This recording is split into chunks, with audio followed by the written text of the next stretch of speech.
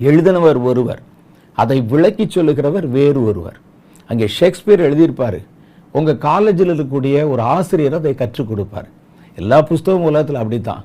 ஆனால் தான் எழுதின ஒரு புஸ்தகத்தை வாசிக்கிறவர்களுக்கு அதை எழுதின ஆசிரியரே கற்றுக் கொடுக்கிறார் என்பது வேத புஸ்தகத்தில் மாத்திரம்தான் சாத்தியம். நாம் வாசிக்கும் போது பரிசுத்த ஆவியானவர் கூட இருந்து காரியங்களை நமக்கு கற்றுக் கொடுக்கிறார். அது எவ்வளோ பெரிய ஸ்லாகியம்னு பாருங்களேன். எழுதினவருக்கு தானே தெரியும் அர்த்தம். அப்போ முதல்ல உங்களுக்கு தேவை என்னன்னா பரிசுத்த ஆவியின் அபிஷேகம். அனாயிண்டிங் இல்லாமல் நீங்கள் வேதத்தை படித்தா வேதத்தில் உங்களுக்கு ஒன்றுமே இல்லை என்று தான் நான் சொல்லுவேன். அந்த வேதத்தை நீங்கள் உங்கள் ஞானத்தை கொண்டு படித்தால் கண்டிப்பாக அது உங்களை கன்ஃபியூஸ் பண்ணிடும். வேதத்தை தெளிவாக எழுதப்பட்டதை போலவே புரிந்து கொள்ள வேணுமானா பரிசுத்த ஆவியின் அபிஷேகம் நமக்கு வேண்டும். அந்த ஆவியானுடைய துணையோடு நீங்கள் வேதத்தை வாசிக்கணும்.